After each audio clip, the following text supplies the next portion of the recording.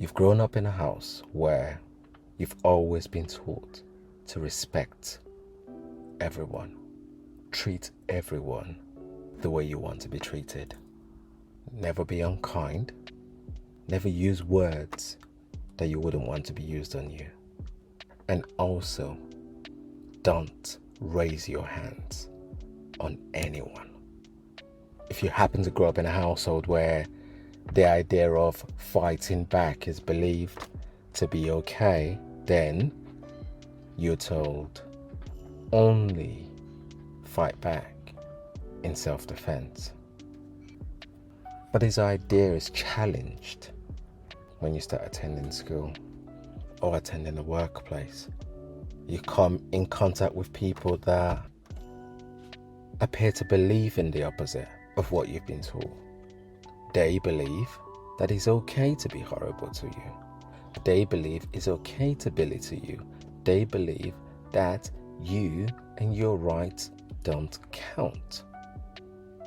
It doesn't matter if it hurts that you're being called names.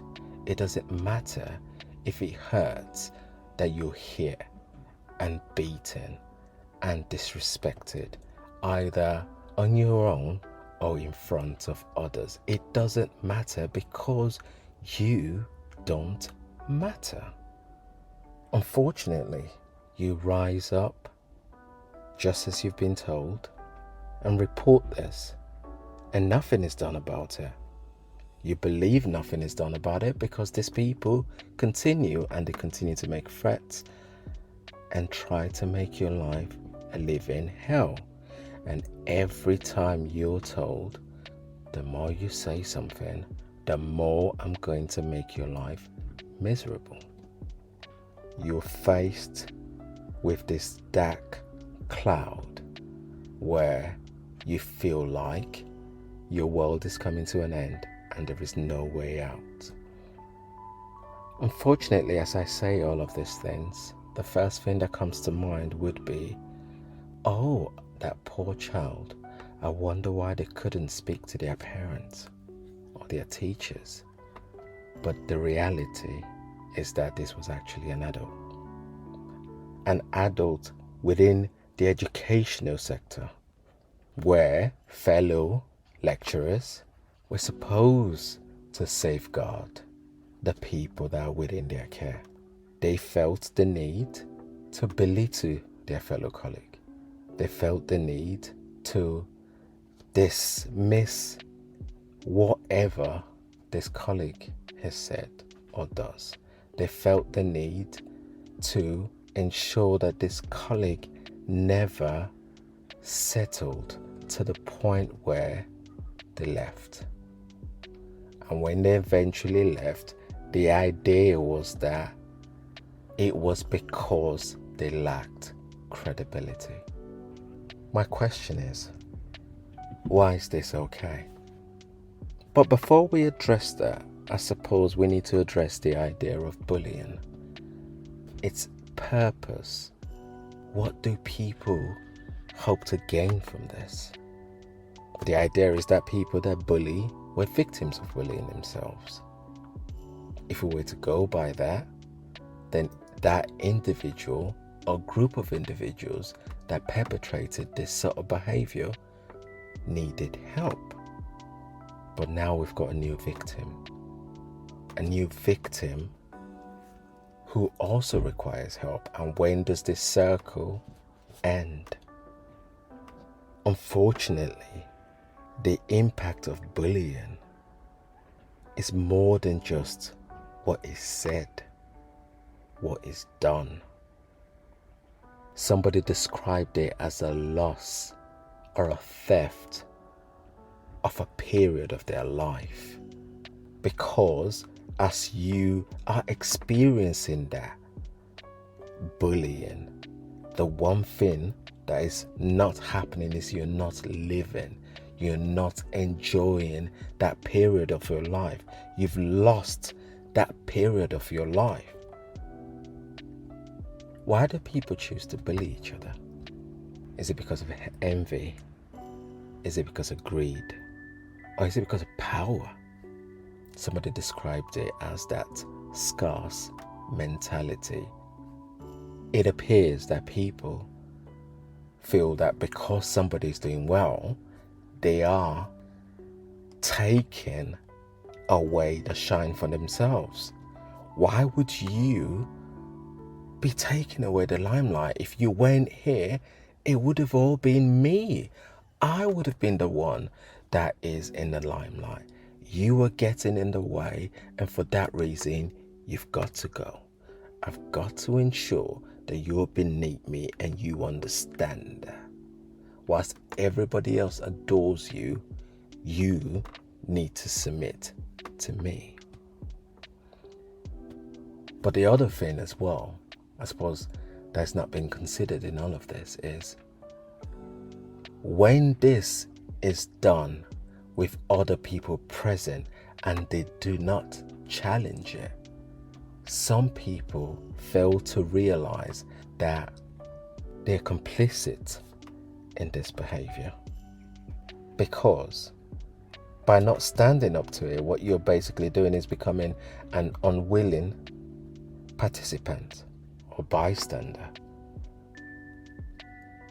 Some people would go as far as to engage in this behavior, laugh, taunt the person, because they're afraid of being victims themselves. If it is about power, do we think that by belittling somebody else, you're able to empower yourself? If the answer is no, why does it continue? The issue as well is that the people that often engage in this sort of behavior tend to be crafty and manipulative in the way they go about it. Sometimes they often come in as charming, as the people that are there for everybody else, while the real intention is never known because nobody sees it. But in reality, they're the ones screaming at their colleague and making them feel awful about themselves. I talked about a loss of a path in your life. You're left with a choice. Is there really any point being part of this organization? And even if I leave, where do I go? It comes sometimes as a lose-lose situation, but the only way out is to let go sometimes. But one thing that does happen in this moment, if you're strong enough to overcome it, is that you're able to craft a different path for yourself. I was listening to somebody in the Diary of a CEO, and she beautifully analysed this crafting a path for yourself as a rebirth of either a job because you feel like you're having to start over, a career because you're having to identify yourself and reinvent yourself. But sometimes as a result of tragedy, you're kind of geared and directed into a path you've never considered. Whilst you may be thriving in that new craft that you've identified and now a part of, the one thing I believe is important to consider is the loss that you have had to experience. Because out of agony as this new path been drafted, but by not processing the loss that you've gone through, every time you think about it, there is a part of you that feels anger, shame, guilt. And these are very solid emotions, and it's important that you're given the opportunity to process those emotions. What is it that triggers these emotions? Because potentially they're the ones that then leads you into a position where You either become a victim again or a perpetrator. It is not okay to be a victim of bullying. It is not okay to be a perpetrator of bullying. It is okay to be different, and there is plenty of opportunities out there for all of us. Sometimes some of us get there before the rest of us, but everybody eventually gets there. We all have an individual race. We all have an individual race that we've embarked on. And it's important that we give ourselves the opportunity to run that successfully by taking our time, putting in the work, putting in the effort, and not always looking over our shoulders over who has made it before we did. There's nothing wrong with aspiring to be something greater as a result of somebody that's doing stuff. But the minute that aspiration becomes envy, that's where it becomes dangerous. And that's where we need to be careful. We are all capable of great things. And you are capable of achieving what your heart desires. Just because you've been told you're worthless, you're stupid, nobody wants you, nobody needs you, go away, find something else. None of those are true unless you give in to them.